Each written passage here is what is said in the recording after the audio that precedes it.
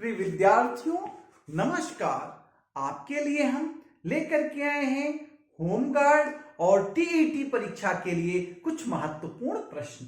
आइए हम उन प्रश्नों की चर्चा करते हैं। मिट्टी के बारे में देखें तो मिट्टी कितने प्रकार की है? बलुई मिट्टी, चिकनी मिट्टी, बलुई मिट्टी, चिकनी मिट्टी, सिल्ट मिट्टी, दोमट मिट्टी। बलुई मिट्टी में क्या ज्यादा पैदा होता है? तरबूज, खरबूज और बाजरा। क्या क्या होता है बलुई में? तरबूज। क्या होता है? तरबूज, खरबूज और बाजरा। तरबूज, खरबूज और बाजरा। चिकनी मिट्टी में क्या होता है सबसे ज्यादा? चिकनी में गेहूं, चना, मटर। गेहूं, चना, मटर। सिल्ट में क्या होता है?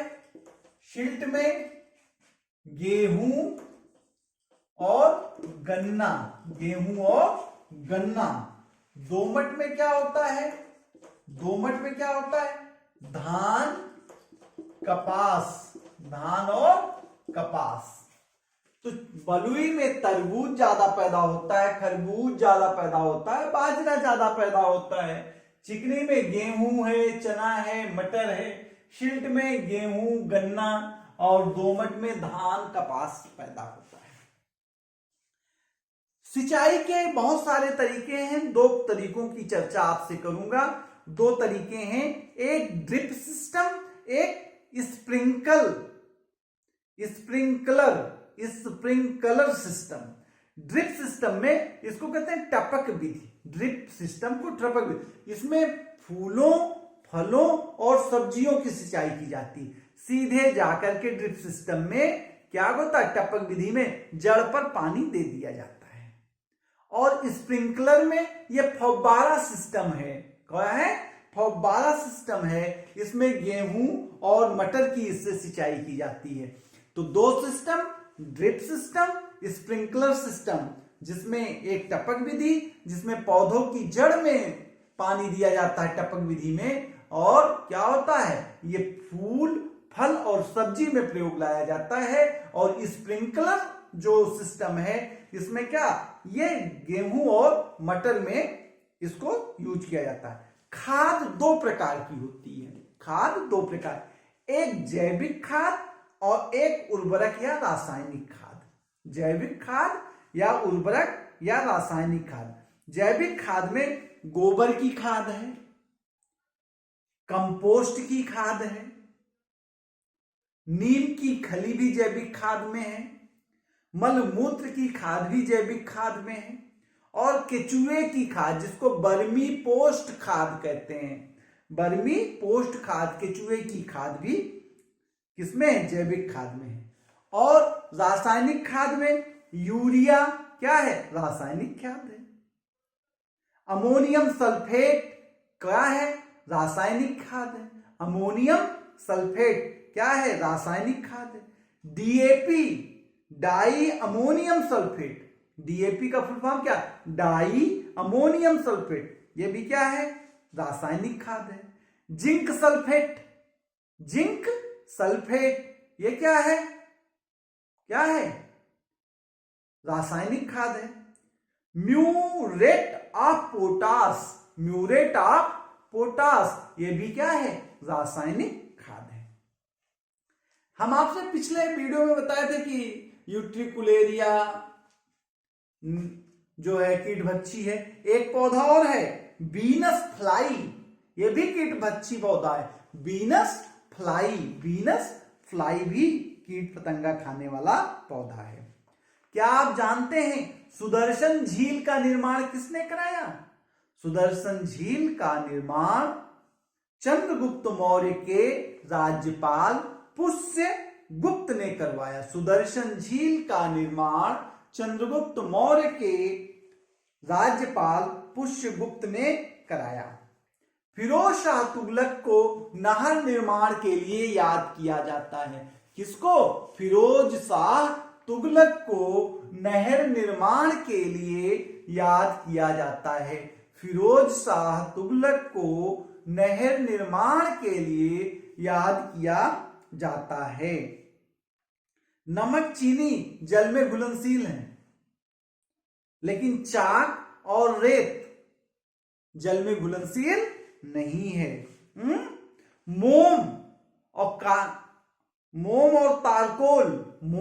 और तारकोल ये भी जल में घुलनशील नहीं है, जल में घुलनशील नहीं है। ना तो मोम घुलता है, ना तारकोल, ना रेत, ना चाक।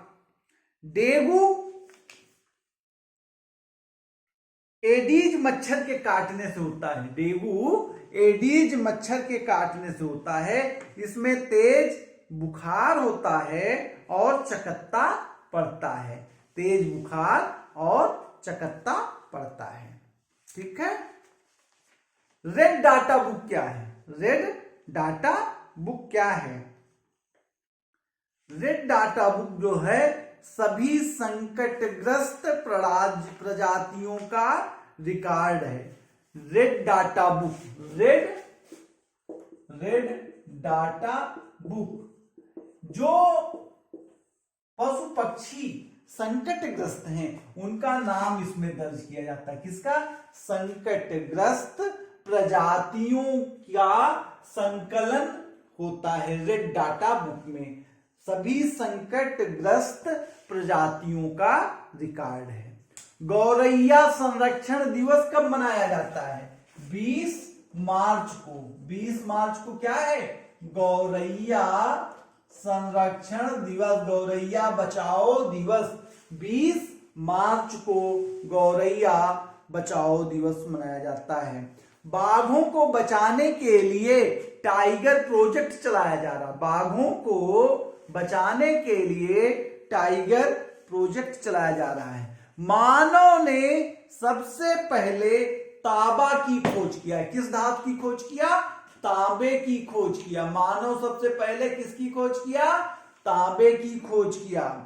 एक कानून है जंगल अधिकार कानून 2007।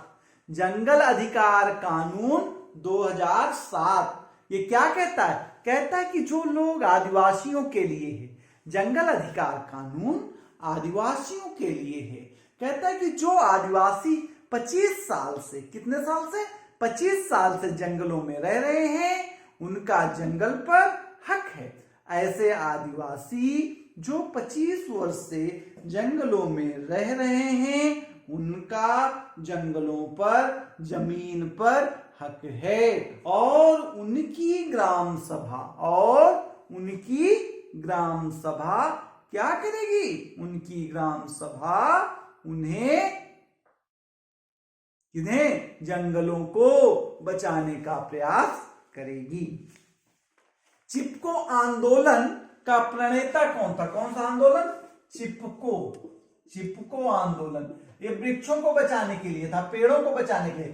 कौन प्रणेता था? सुंदर लाल बहुगुणा।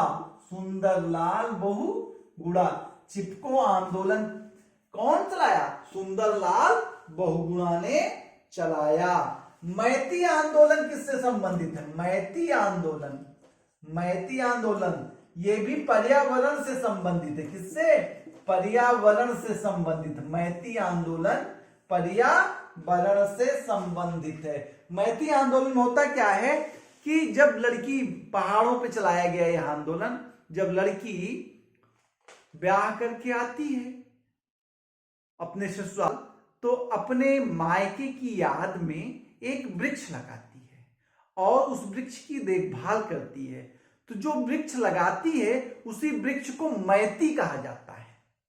कुल मिलाकर के ये पर्यावरण के संरक्षण के लिए आंदोलन चलाया गया। ठीक है। के.एम. मुंशी जो थे, के.एम. मुंशी ने वन महोत्सव 1950 में चलाया। वन महोत्सव किसने चलाया? के.एम. मुंशी ने। किसने? के.एम. मुंशी ने क्या चलाया? वन महोत्सव चलाया। के.एम. मुंशी ने वन महोत्सव चलाया। ठीक है। ये इतनी बातें। और जैसे भोजन को आप कैसे सुरक्षित रखते हैं, भोजन को आप कैसे सुरक्षित रखते हैं, ये बात भी देखने लायक है। वो देखने का तरीका यह है कि भोजन को आप सुखा करके सुरक्षित रख सकते हैं, अर्थात उसका जो जल है, जल निकाल दें तो भोजन सुरक्षित हो सकता है। भोजन को फ्रिज में रख दें, जिसको प्रशीतन कहते हैं, इंग्लिश में प्रशीतन, ठंडे स्थान पर रख के भी भोजन को सुरक्षित रख सकते हैं। उबाल करके भी भोजन को सुरक्षित रख सकते हैं, और रासायनिक पदार्थों का प्रयोग करके भी कर सकते हैं। और एक विधि है पाश्चुरीकरण। क्या है? पाश्चुरीकरण। आप क्या करिए, आप किसी चीज को क्या करिए, बहुत उबाल दीजिए और तुरंत ही उसको ठंडा 0 डिग्री पे कर दीजिए। दूध जो पैकिंग का दूध आता है, सबसे पहले इसको उबाल दिया जाता है, उबाल के तुरंत 0 डिग्री पे ठंडा कर दिया जाता है, और उसके बाद इसको पैक्ड करके मार्केट में भेजा जाता है। तो दूध जो है क्या है, पाश्चुरीकरण की विधि से मार्केट में बिकने आता है। ठीक है। क्या आप जानते हैं चिकनगुनिया किस जीवाणु जनित है कि विषाणु जनित रोग है? चिकनगुनिया विषाणु जनित रोग है। चिकनगुनिया कैसा रोग है? वायरस जनित रोग है। चिकनगुनिया वायरस जनित रोग है। और सीएनजी का फुल फॉर्म क्या है? कंप्रेस्ड, लिखिए सीएनजी का क्या फुल फॉर्म है? Compressed natural gas. Compressed natural gas. जानते क्या है? 200 से 250 किलोग्राम के संकुचित दबाव पर, नोट कर लीजिए, ये सीएनजी 200 से 250 किलोग्राम के संकुचित दबाव में गैसीय अवस्था में वाहनों में होता है। सीएनजी के अवयवों में मीथेन, ईथेन और प्रोपेन सम्मिलित है। सीएनजी में क्या रहता है? मीथेन रहता है, ईथेन रहता है और प्रोपेन होता है। मीथेन, एथेन और प्रोपेन होता है। यह गैस रंगहीन व गंधहीन है। सीएनजी हवा से हल्की होती है। सीएनजी हवा से हल्की होती है। अब बीज देखिए, जो पौधों के बीज होते हैं, वो बीज में 2 प्रकार के थे, एक मूलांकुर होता है, एक प्रांकुर होता है। बीज में मूलांकुर से जड़ बनता है और प्रांकुर से तना बनता है। मूलांकुर से जड़ और प्रांकुर से तना बनता है। और आप जानते हैं कि पृथ्वी पर कितने महासागर हैं? 5 महासागर। पृथ्वी पर कितने महासागर हैं? पृथ्वी पर 5 महासागर हैं। और सबसे बड़ा और सबसे गहरा महासागर कौन है? प्रशांत महासागर। पृथ्वी पर सबसे गहरा महासागर प्रशांत महासागर है। कौन सा महासागर है? प्रशांत महासागर है। इसमें मेरियाना ट्रेंच है। किसमें? प्रशांत महासागर में मेरियाना ट्रेंच है। मेरियाना ट्रेंच है जो 11 किलोमीटर गहरा है। कितने किलोमीटर गहरा है? 11 किलोमीटर गहरा है। पृथ्वी पर 7 महाद्वीप हैं। कितने महाद्वीप हैं? 5 तो महासागर हैं और 7 महाद्वीप हैं। कौन कौन? Number 1 Asia. नंबर 1 कौन? एशिया। Number 2 Europe. पहला एशिया और दूसरा यूरोप। तीसरा Africa. Asia, Europe, Africa. Asia, Europe, Africa. चौथा है उत्तरी अमेरिका, उत्तरी अमेरिका।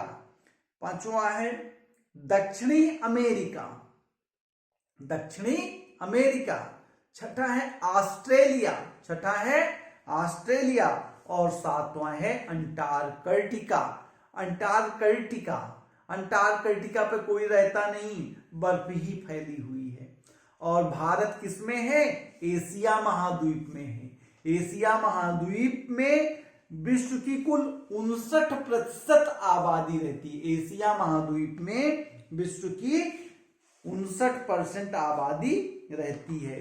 हिमालय की सबसे ऊंची चोटी है माउंट एवरेस्ट, हिमालय की सबसे ऊंची चोटी है माउंट एवरेस्ट। और जिसकी ऊंचाई कितनी है? 8,848 किलोमीटर। माउंट एवरेस्ट की ऊंचाई 8,848 किलोमीटर है। आप लोग प्रदेश की राजधानियां पढ़ लीजिएगा, उनके नाम याद कर लीजिएगा, महत्वपूर्ण है। केंद्र शासित प्रदेश देख लीजिएगा, उनके नाम याद कर लीजिएगा, उनकी राजधानी याद कर लीजिएगा, महत्वपूर्ण है। यदि हम भारत को, अगला प्रश्न है, यदि भारत को प्राकृतिक संरचना के आधार पर, किसको? भारत को प्राकृतिक संरचना के आधार पर, भारत को प्राकृतिक संरचना के आधार पर विभाजित करें तो इसके 5 भाग होते हैं। कितने भाग होते हैं? 5 भाग होते हैं। पहला, उत्तर का पर्वतीय भाग, उत्तर का पर्वतीय भाग। भारत का प्राकृतिक संरचना के आधार पर विभाजन करें तो 5 भाग होते हैं। उत्तर का पर्वतीय भाग, ये इस जम्मू कश्मीर से लेकर अरुणाचल प्रदेश तक फैला। कहां तक? जम्मू कश्मीर से अरुणाचल प्रदेश तक फैला है। दूसरा है उत्तर का विशाल मैदान। कहां का? उत्तर का विशाल मैदान। ये उत्तर का जो विशाल मैदान है, ये पंजाब से असम तक फैला है। उत्तर का विशाल मैदान कहां तक फैला है? पंजाब से असम तक फैला है, पंजाब से असम तक। तीसरा है थार का मरुस्थल। कहां का मरुस्थल? थार का मरुस्थल, थार का मरुस्थल ये कहां तक फैला है? राजस्थान तक फैला है। थार का मरुस्थल कहां फैला है? राजस्थान तक फैला है। चौथा है दक्षिण का पठारी भाग, दक्षिण का पठारी भाग, दक्षिण का पठारी भाग। और पांचवा है तटीय मैदान और द्वीपीय समूह, तटीय मैदान और द्वीपीय समूह। क्या आप जानते हैं, क्या आप जानते हैं कि जो अंडमान निकोबार द्वीप समूह है ये कहां स्थित है? अंडमान निकोबार द्वीप समूह बंगाल की खाड़ी में स्थित है। अंडमान निकोबार द्वीप समूह बंगाल की खाड़ी में स्थित है। अंडमान निकोबार द्वीप समूह बंगाल की खाड़ी में स्थित है। और लक्षद्वीप कहां है? अरब सागर में। लक्षद्वीप कहां स्थित है? अरब सागर में है। लक्षद्वीप कहां है? अरब सागर में है। लक्षद्वीप कहां स्थित है? अरब सागर में है। और आपको बताएं वनों के बारे में, बस वन बता के खत्म करेंगे इसको। किसके बारे में? वन के बारे में।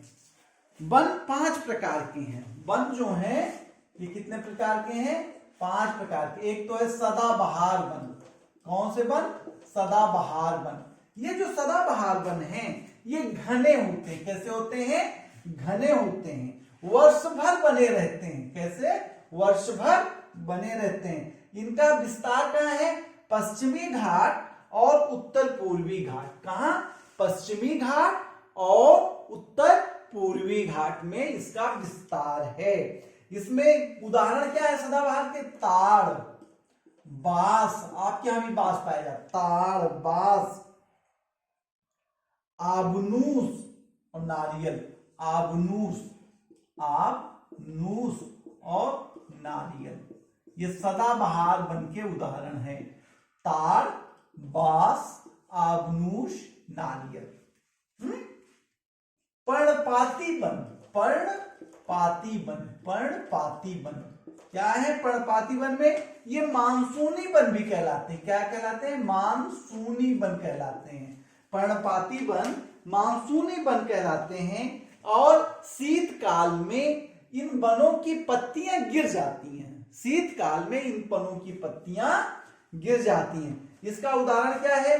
शीशम, शीशम, नीम, शीशम, नीम, महुआ, शीशम, नीम, महुआ, बरगद, बरगद।